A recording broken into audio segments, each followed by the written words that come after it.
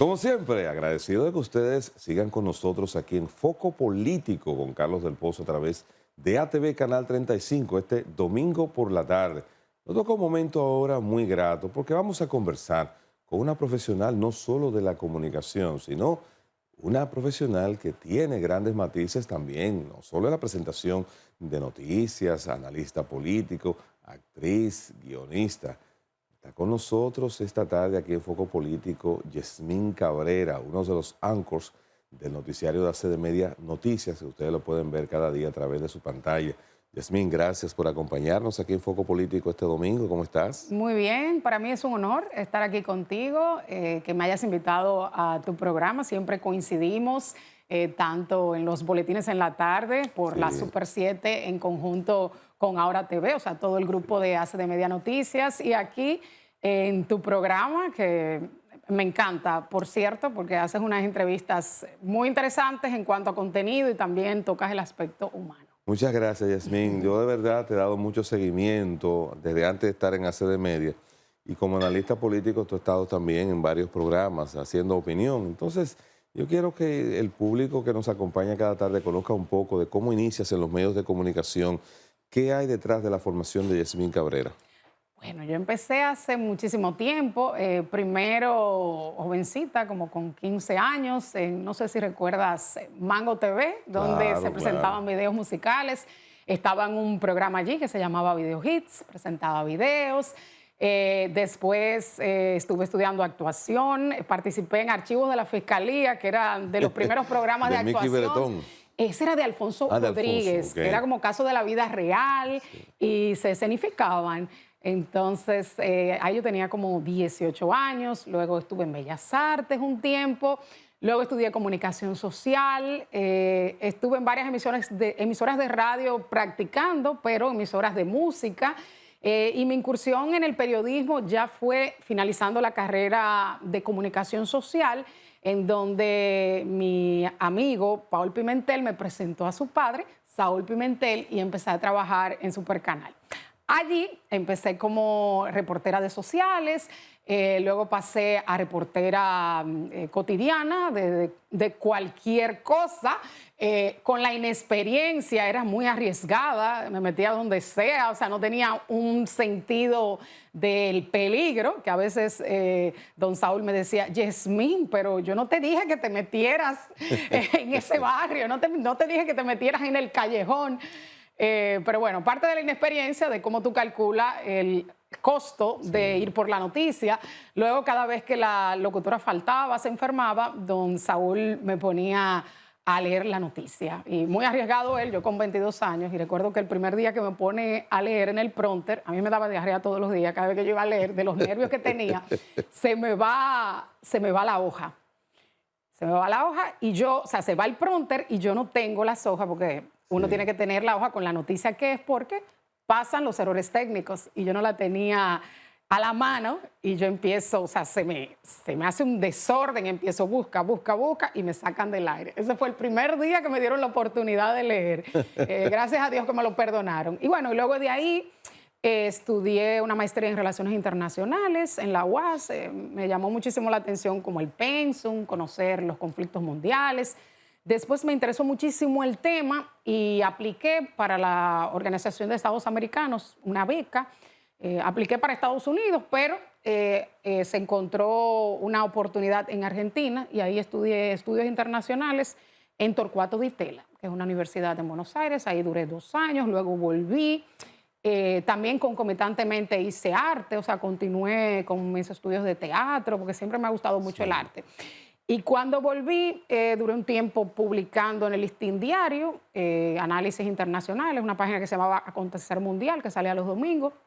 Después trabajé en SIN como editora internacional, lectora de noticias. Ocasionalmente hacía el matutino, cuando faltaba una de las chicas. Y bueno, un largo recorrido y he hecho teatro, me gusta mucho, es algo que lo hago de hobby porque el tiempo a veces no da para hacer tantas cosas. Después también estudié guión, tengo un guión registrado, tengo 2 Qué obras de bien. teatro, una de ellas ya la presenté. ¿Cómo se llama la obra? Bueno, una se llama Atrapados, esa todavía no la hemos presentado, esa la hice con un escritor mexicano que vive o sea, venezolano que vive en México, pero esa todavía no la hemos presentado. Y la otra es ¿Quién es la víctima?, que esa la presenté en microteatro, una obra pequeña. El guión está registrado, todavía no vendido. Tú sabes que el tema de los guiones a veces son de las cosas que uno hace con mucha pasión y a veces como que no encuentra la salida, pero son de los escritos que están ahí, ya está registrado, corregido, y esperemos que algún día lo podamos sacar, darle venta o algo así. Y bueno, y aquí tengo muchísimo tiempo, desde el 2017. He pasado por distintas emisiones de noticias. Bueno, en República Dominicana hay una larga tradición de que las noticias le llegan a la gente a través de la radio, posteriormente a través de la televisión y en los últimos tiempos las redes sociales. Hay un público que es consumidor de noticias. Me gustaría saber si es una labor, porque no conozco la parte interna de cómo se desarrolla, por ejemplo, un noticiario de noticias para televisión. ¿Es una tarea ardua? ¿Es una tarea sencilla para ti? ¿Cómo tú lo has sentido en tu desarrollo profesional? Mira, yo siento que es arduo principalmente porque con el surgimiento de las redes sociales hay mucho inmediatismo. Entonces hay una competencia entre publicar la información y que sea veraz. Pero mientras tanto, en lo que el medio que es responsable, que tiene ética, confirma la noticia, ya en todas las redes sociales la noticia está. Entonces, ¿cómo jugar con eso y cómo competir sobre todo con el tema tiempo y calidad? No solamente verificar la fiabilidad de la información, sino también redactarla de un modo correcto. Entonces, hay un tema de la inmediatez, hay un tema de la rapidez. A veces suceden los errores, muchísimas veces, y la televisión es rápida.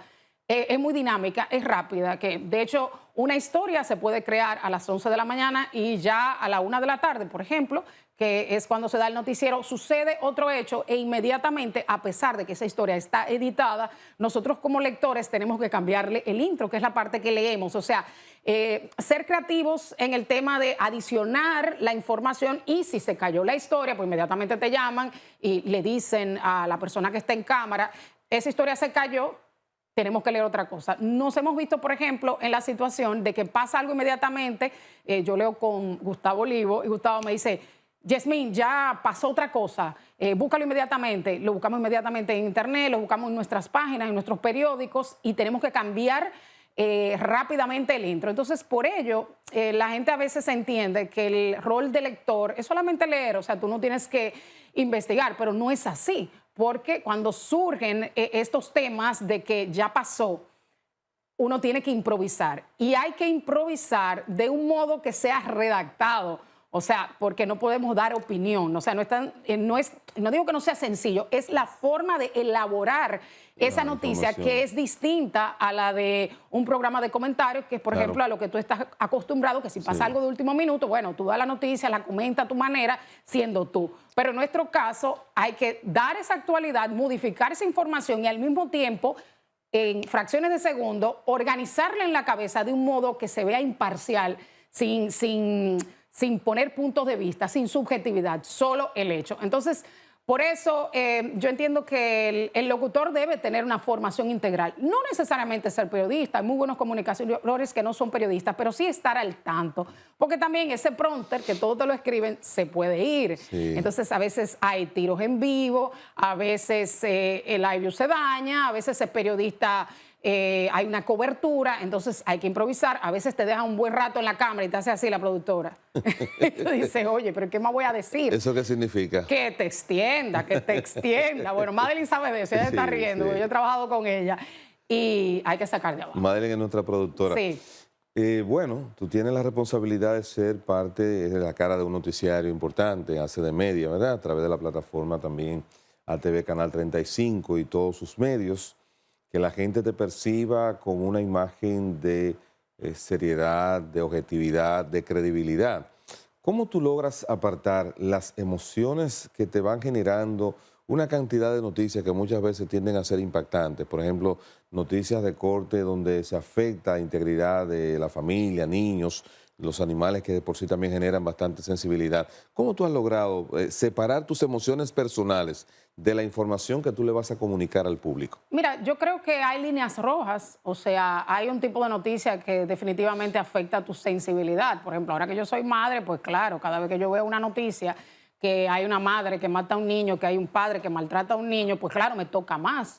Yo soy dueña de 2 perros, yo tengo 2 animalitos que para mí también son mis hijos. Entonces, los temas que tienen que ver con el maltrato animal también me tocan más. Pero uno trata de manejarlo y yo creo que uno también se acostumbra y uno trata como de poner cierta barrera, pero uno es un ser humano. Entonces, lamentablemente, bueno, para hacerte una anécdota, yo tengo un amigo que falleció. No éramos mejores amigos, pero sí yo lo había visto hace poco, que falleció. Y yo leí la noticia, era un teatrista, y yo leí la noticia del accidente y yo me enteré leyendo el boletín. Caramba. Entonces, o sea, regularmente tú lees el boletín como sin analizarlo. Después que tú manejas la lectura, tú no analizas mucho. O sea, tú lo lees, ves si hay algún error de redacción rápidamente. Entonces, cuando yo veo la imagen y yo veo, wow, y eso sí se me quebró la voz y fue como un momento que de hecho de abajo subieron, ¿qué te pasó? Pude hacerlo, pero pasan esas situaciones, que de repente fallece una gente que tú la conoces y dices, wow, ¿y cómo yo voy a leer esta noticia? Pero yo creo que también uno se acostumbra, o sea, no es que yo me voy cargada con la información. Por ejemplo, ayer en la noche yo leí el noticiero y pasa muchísimas desgracias y lamentablemente lo que es noticia regularmente es la tragedia.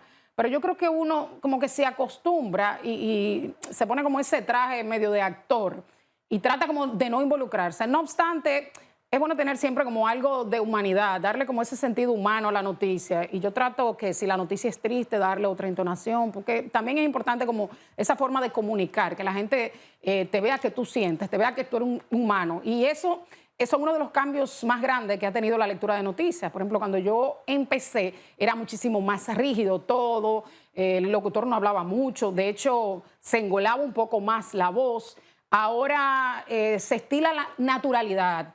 Y de hecho tú has visto en noticieros internacionales que se hacen virales algunas reacciones humanas. Se desmayó, se sentía mal, se le murió una amiga y estaba llorando en el set.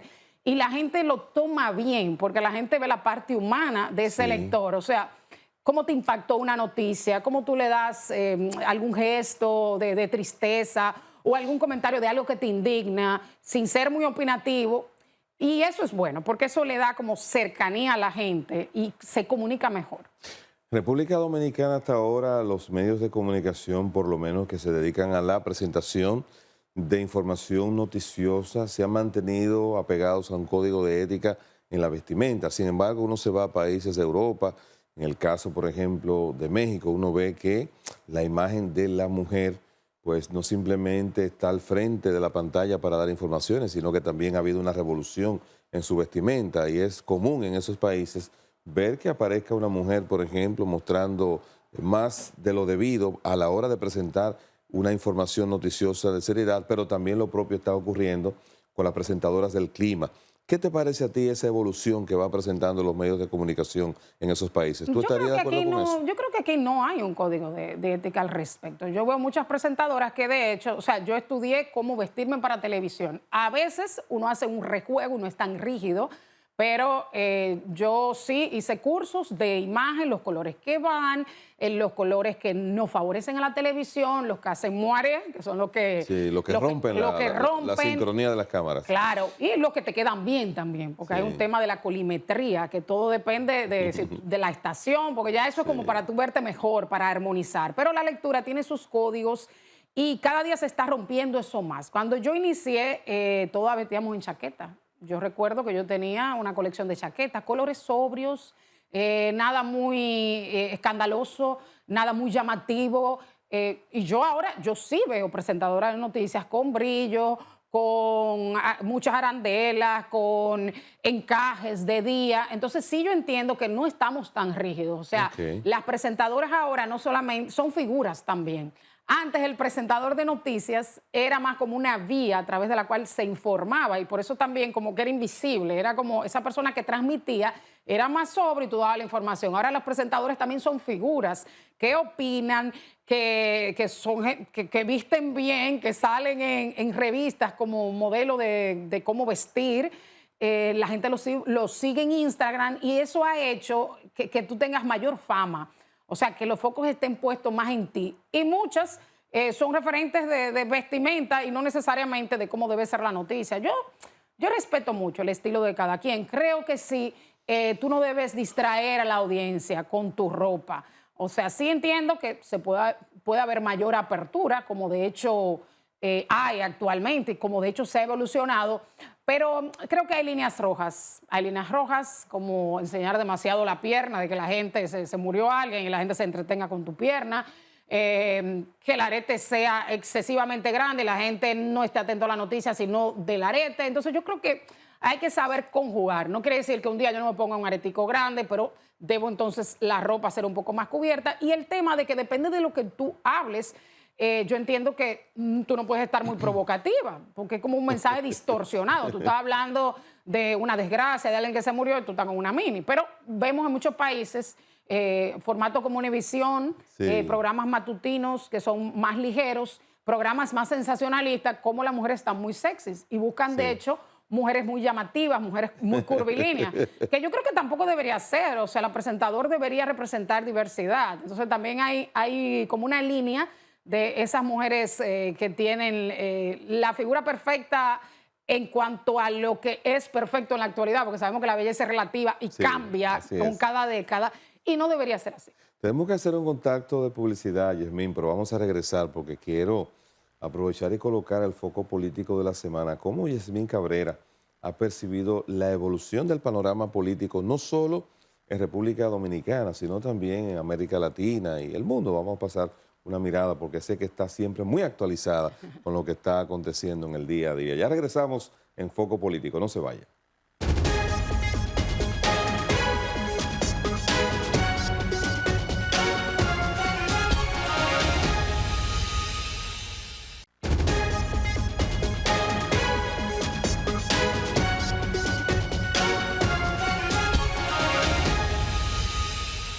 Continuamos, Foco Político con Carlos del Pozo. Gracias porque ustedes se mantienen en sintonía con nosotros un domingo por la tarde. Nosotros estamos conversando con Yasmín Cabrera, destacada profesional de los medios de comunicación, pero también actriz, guionista, amplio conocimiento de las relaciones internacionales, y por ahí quiero que comencemos esta conversación en este bloque. Yasmín, como estás en el día a día actualizada y obligada a estarlo por la labor que realizas, no solamente como la presentadora de noticias de ACD Media Noticias, sino también como analista político que interviene en otros medios de comunicación inclusive.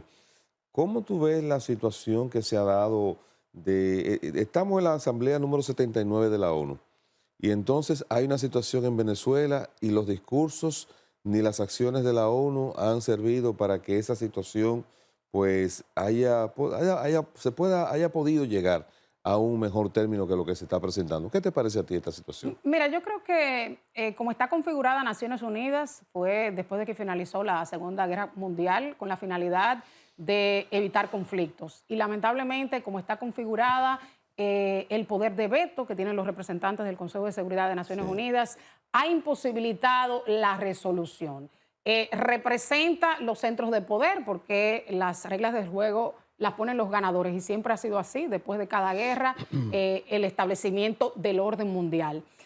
Sin embargo, vemos como cada día, luego del final de la Guerra Fría, luego con el surgimiento de un mundo multipolar, vemos que cada día hay mayores guerras, hay mayores enfrentamientos. Hoy en día hay una gran cantidad de enfrentamientos en el mundo entero. Naciones Unidas está en un punto muerto, ha perdido muchísima credibilidad, porque lamentablemente muchas de las resoluciones, primero, las que adopta la Asamblea General, no son vinculantes, simplemente afectan la reputación de determinado país. Vemos el caso, por ejemplo, de Israel, que a nivel reputacional tiene un grave problema. Sin embargo, es difícil por el veto de Estados Unidos de que se establezcan sanciones para lo que ha sido el genocidio en esa zona de la Franja de Gaza, al margen de que reconocemos que tiene su derecho a defenderse y mantener su soberanía y su seguridad.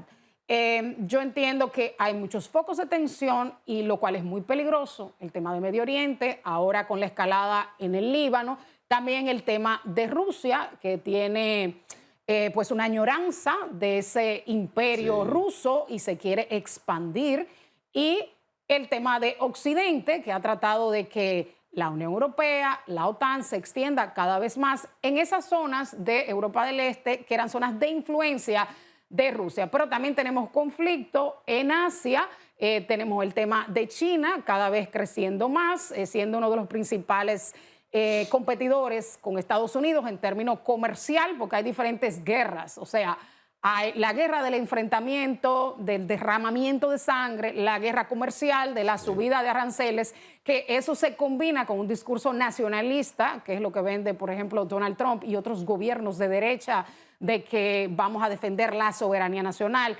Pero también hay otros frentes que preocupan, como es la migración y cómo hay movimientos de antimigración que se alimentan de esos movimientos de extrema derecha que han obtenido cada día más mayores alcances, principalmente lo vemos en Europa, con una derecha que avanza en Alemania, con una primera ministra en Italia, con una derecha que avanza en España, y una derecha que avanza en Francia, una derecha que anteriormente era vergonzosa. Decir, por ejemplo, que tú apoyabas al padre de Marine Le Pen, por ejemplo, Correcto, que tenías ideas neonazis, extremistas. Pero hoy en día esas ideologías han vuelto a surgir y ya no con el discurso de izquierda-derecha por el aspecto tanto económico, sino también hay un tema de una guerra cultural, que es el otro aspecto. Los progresistas y los que están a favor de volver a los orígenes, los más conservadores que están en contra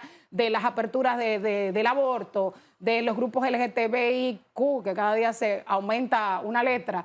Entonces, hay diferentes frentes en el mundo y yo creo que el mundo hoy en día está cada día más polarizado.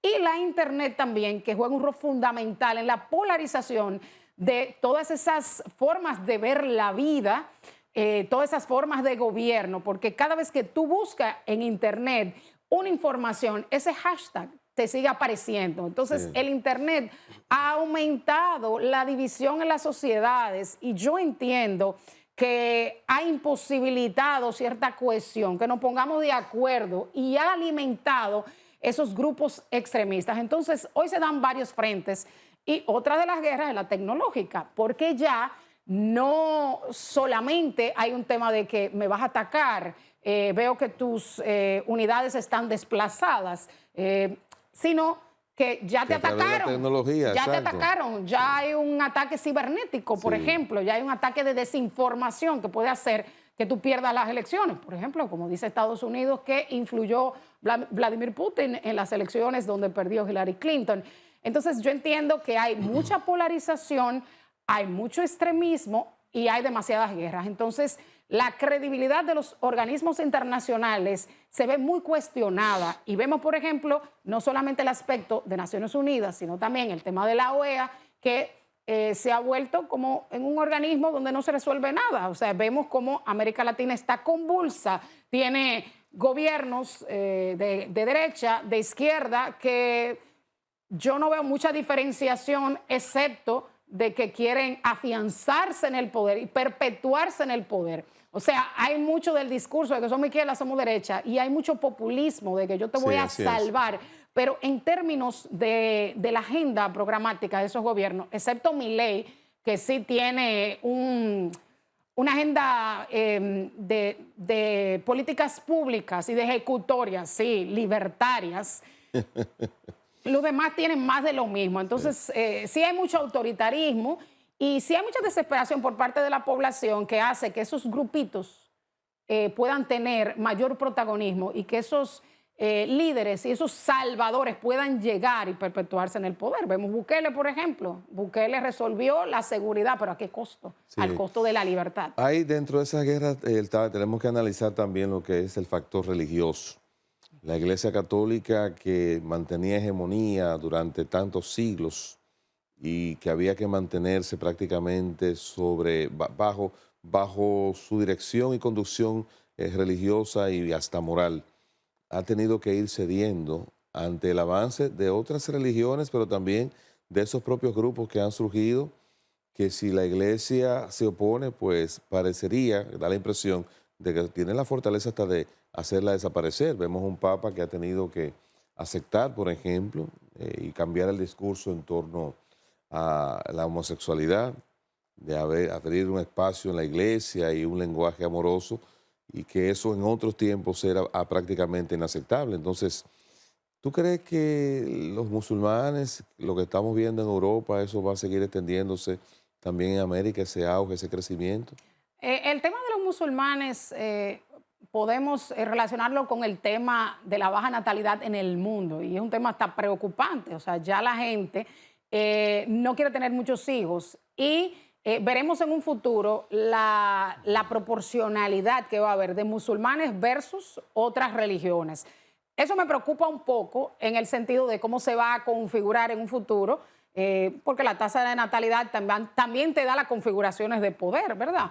Entonces, yo creo que se da un movimiento contrapuesto en el sentido de que a medida de que surjan personas que exijan otros estilos de vida más liberales, otras formas de vida, que yo no soy quien para juzgarlas, y movimientos migratorios con diferentes formas de ver la vida, diferente cultura, diferente religión, también se atrincheran esos grupos religiosos y dicen, bueno, hay un libro muy famoso de Estados Unidos, ¿Quiénes somos?, de Huntington, Sí, que sí. habla de, oye, ¿quiénes somos? O sea, ¿quiénes somos los estadounidenses? Y quiere volver al origen de que somos ese grupo que vino de Inglaterra, que fundó las 13 colonias, Sí. que nuestra religión es tal, y una gran base de lo que ha sido el movimiento que apoya a Trump, tiene esa base en eso.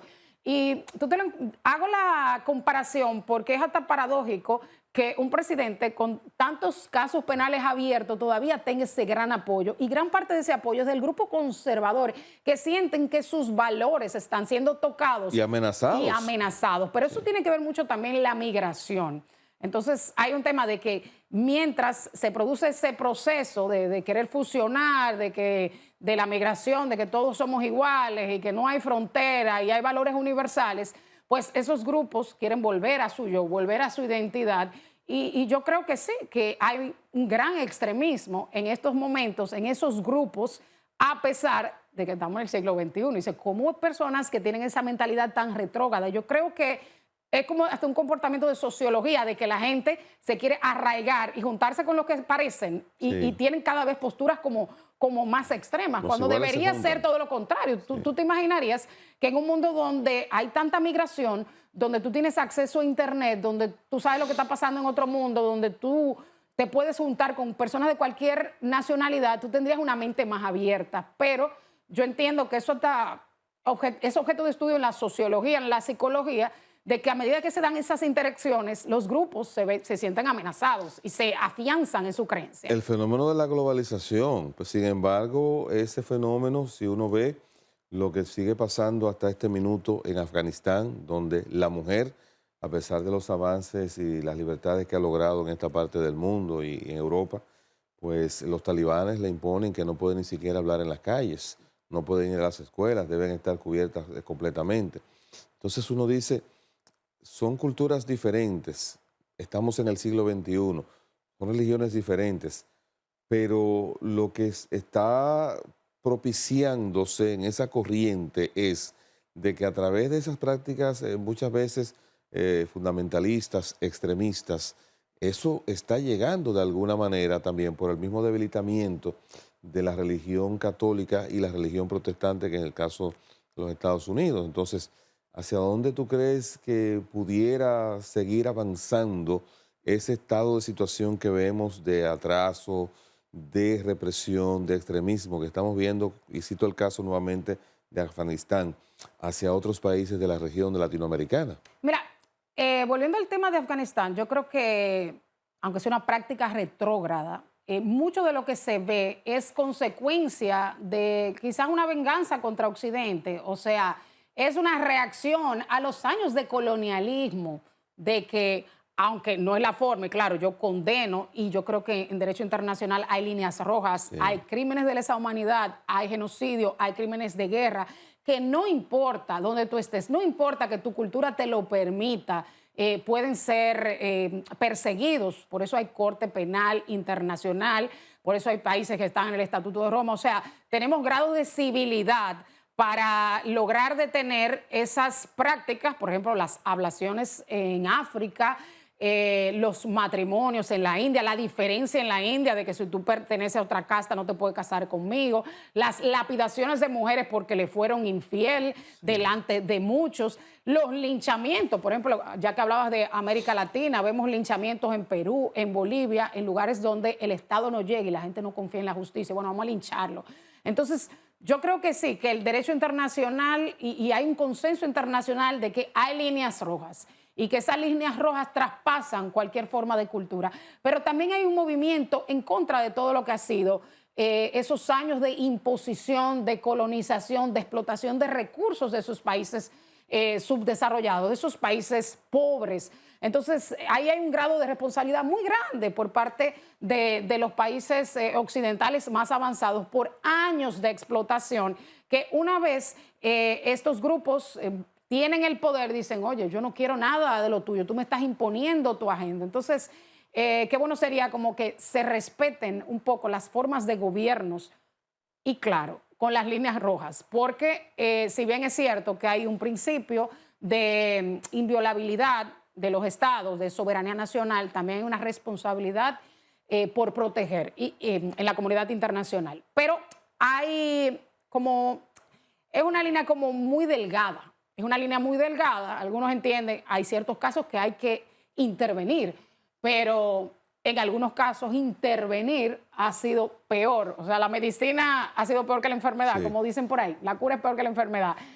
Entonces, ¿hasta qué punto tú puedes intervenir para evitar esas violaciones masivas de los derechos humanos? Porque al final todos somos humanos. Yasmín, tú me has hecho un recorrido holístico, una mirada 360 de todo el acontecer internacional. Eso me obliga a hacerte una pregunta, que fue la parte inicial de este bloque. ¿Tú consideras que, dado ese resultado, me has hecho una radiografía muy precisa, vale la pena que la ONU siga como está, se relance, se mantenga abierta de cara a que el próximo año se va a celebrar la Asamblea número 80? Porque los resultados, evidentemente, que no son los esperados, sobre todo cuando se dan situaciones políticas de regímenes, de personajes políticos, de líderes políticos, de dictadores que entienden que las reglas las están imponiendo ellos y que eso debe ser así.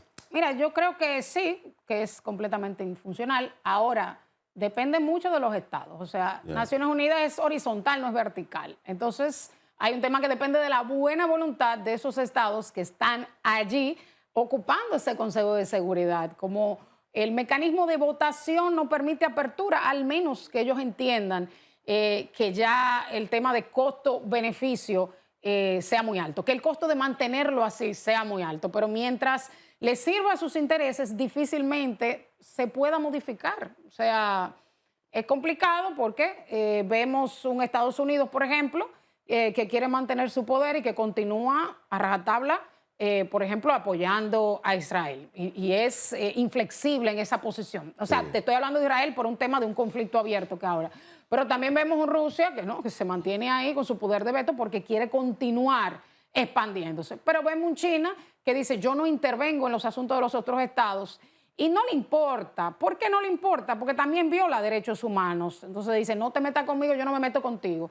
Pero mantiene un tranque en el Consejo de Seguridad porque siempre vota en contra. Lo que dice, yo no intervengo, pero mientras tanto... Y al final son sus clientes también. Son sus clientes, porque China no tiene condicionantes para hacer inversión, para hacer negocio. A diferencia de Estados Unidos, que le gusta verse como el niño bueno, o sea, que tiene una imagen de que va a salvar el mundo. Policía bueno. Sí, policía bueno. Bueno, tenemos que hacer otro contacto de publicidad, pero ya regresamos en esta interesante conversación con Yasmín Cabrera. Tenemos que hablar de los riesgos de la comunicación en estos tiempos, las amenazas, inteligencia artificial, desinformación, fake news, posverdad. Quédese con nosotros.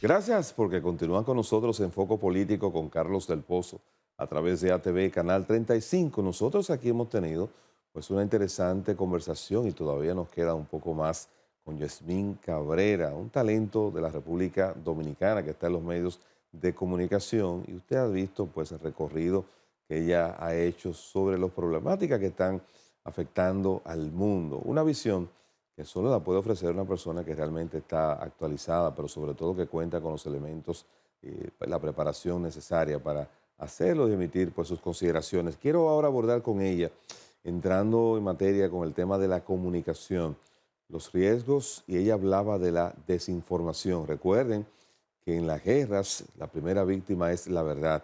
Y a propósito, Yasmín, cuando uno ve lo que está ocurriendo en el Medio Oriente, la historia que cuenta Israel, la historia que cuentan los palestinos, la historia que cuentan los actores de los grupos extremistas, Hezbollah, entre otros, uno le queda como la duda.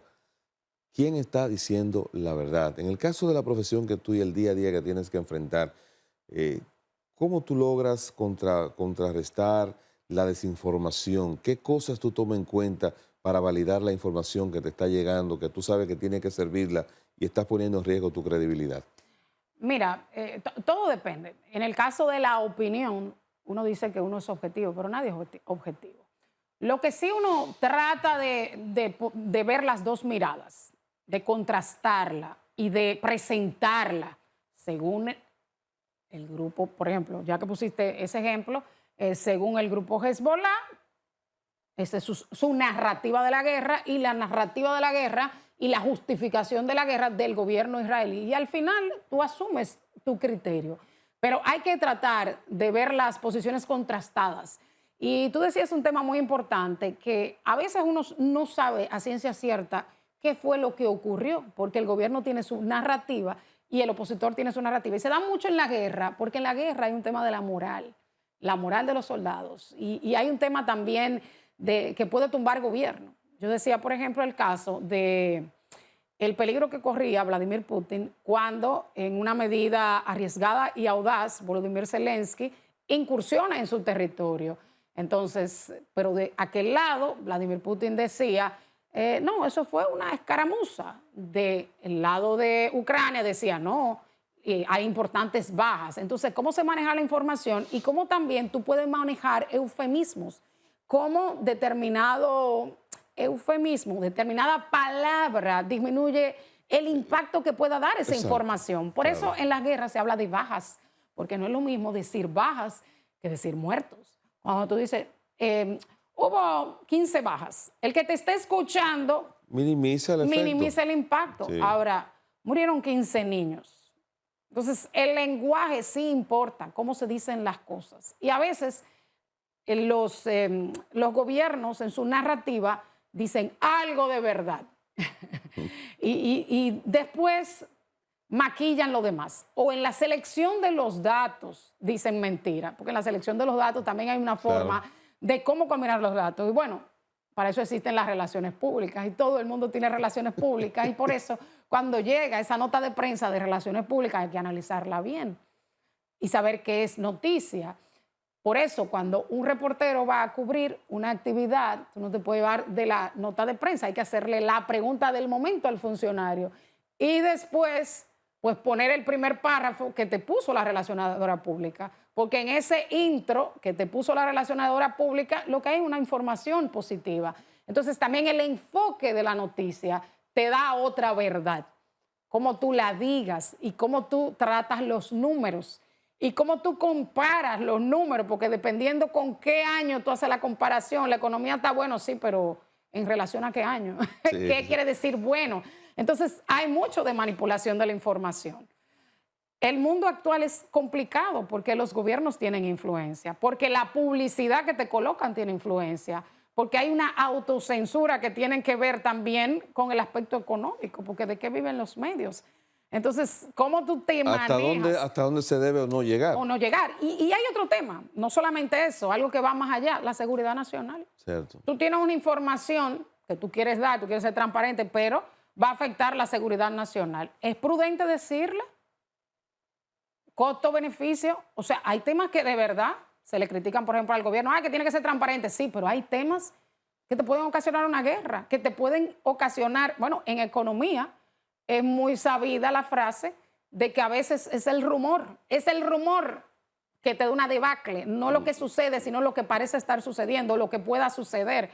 Y lo que se logra posicionar en la mente de la gente que pudiera ser lo que vaya a suceder. Bueno, de eso sabes tú. Aunque nunca suceda. Eso sabes tú. Tú riegas un rumor y la gente empieza a vender acciones o a vender casas y de repente hay una inflación y dices, ¿pero qué pasó?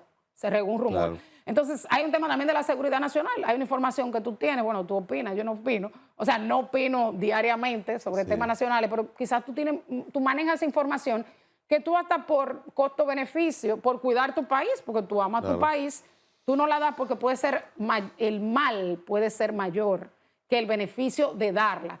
Entonces, hay muchas aristas para tomar en consideración. También el tema de las desgracias, cómo tú manejas el tema del suicidio, por ejemplo, que es un tema que aquí no se habla. A veces yo veo cómo se maneja, que se suicidó de tal manera y los detalles que se dan, señores, eso produce una cadena de suicidios, de cómo hacerlo, y eso está estudiado psicológicamente. Así es, así es. De cómo tú manejas la dignidad de la persona en términos de imagen. ¿Es correcto? Digo, ya eso está documentado, que no es correcto publicar las fotos, pero hay un tema de... No, está penado por la ley y todavía se sigue haciendo. Pero hay un tema de que lo que vende versus lo que es correcto, que es lo correcto. Vamos a tocar temas que laceran la dignidad de un niño, por ejemplo. Entonces, hay noticias que hay que escogerlas y hay noticias que hay que saberlas decir. Y no siempre la verdad es buena. O sea, la verdad hay que enmarcarla en una serie de condicionantes. Bien, llegó el momento de colocarte el foco político. Vamos a hablar un poco de cómo tú has visto la evolución del panorama político y sobre todo los actores políticos en República Dominicana. ¿Qué te parece a ti la forma como los tres principales partidos, el partido de gobierno, PRM, Fuerza del Pueblo, PLD, manejan su comunicación política de cara a esa convivencia que se da gobierno-oposición, pero sobre todo colocando a la gente en el centro de su interés por atraerlos hacia un lado o hacia otro? Mira, yo creo que a veces la oposición no hace oposición constructiva. Pero en sentido general, no estoy hablando de la oposición actual. A veces la oposición se opone a todo. Y tú a veces tienes que evaluar lo que es bueno para el interés nacional, pero es parte de ser oposición. Yo antes le criticaba al primer gobierno de Luis Abinader el hecho de que había muchos fallos en la comunicación. El presidente hablaba todos los días, tumbaba a los funcionarios de abajo, o sea, por algo los funcionarios son funcionarios, hay una escala, tú tienes que dejar que se queme el de abajo, que hable el de abajo. Entonces, uno que está en prensa decía, wow, el presidente tumba una noticia, o sea, daba dos noticias en un solo día. Entonces, ¿cuál es la importante? Tumbaba la importante, tenía demasiado protagonismo. A veces daba informaciones que después había que desmentirla. Entonces, no te quedaba claro quién era el portavoz. Generaba unos ruidos de comunicación. Creaba unos ruidos innecesarios, como si no hubiese canales de comunicación. Y yo creo que el presidente tenía demasiado protagonismo. O sea, pasamos de un presidente que no hablaba, que todos los criticaban por no hablar, a uno que hablaba de forma excesiva. Yo creo que eso ha mejorado. Con el devenir del tiempo ha mejorado un poco. Sí entiendo en cuanto a la configuración política, República Dominicana tiene como un voto duro, todavía siempre he analizado que en otros países hay figuras nuevas que surgen, aquí las figuras que surgen la absorbe el partido mayoritario, o sea, regularmente en un grupo de coaliciones que siempre he pensado que no deberían haber tantos partidos políticos y que todos los partidos lo hacen igual, pero que no surge como un líder outsider, como en otros países, Bolsonaro en Brasil, Bukele, un desconocido, un Trump que piensa diferente, que acapara el electorado. Vi aquí el voto es muy duro, muy pro partidos, o sea, y se mantienen esas instituciones, aunque hemos visto que el PRD disminuyó, pero lo absorbió el PRM, al final es lo mismo. El PLD ha disminuido, se van reciclando, no es que, y tampoco siento que hay propuestas diferenciadoras en cuanto a izquierda, derecha, programa de gobierno. O sea, difícilmente tú descifres un partido por lo que piensa y por lo que va a aplicar, excepto el aspecto nacionalista, que sabemos que los vinchos son nacionalistas, pero fuera de ahí, tú no ves diferenciación, a diferencia, valga la redundancia, de otros partidos. Yo creo que debemos exigir eso, de que tú saber cómo piensa el político y cuál es su línea programática. O sea, siento que es mucho de lo mismo y por eso es tan fácil el transfugismo en el país, de que un líder de un partido se vaya a otro porque es lo mismo. No hay diferenciación. Bueno, Yasmín, caramba, ha sido una conversación muy interesante, pues ha sido un tránsito entre varios temas que han sido abordados en poco tiempo. Voy a tener que hablar con Madeline, que nos dé un poquito más de tiempo en una próxima ocasión. Gracias, Yasmín, por estar con nosotros aquí. Nosotros tenemos más contenido en Foco Político con Carlos del Pozo. No se vayan.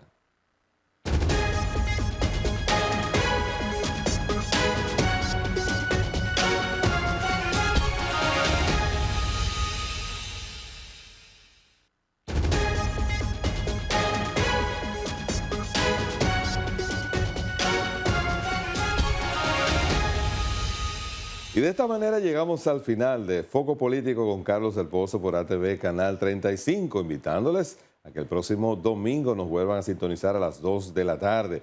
Recuerden buscar nuestros contenidos en nuestro canal de YouTube, @Foco Político TV. No se lo pierdan. Gracias, señores. Que pasen feliz resto de la tarde.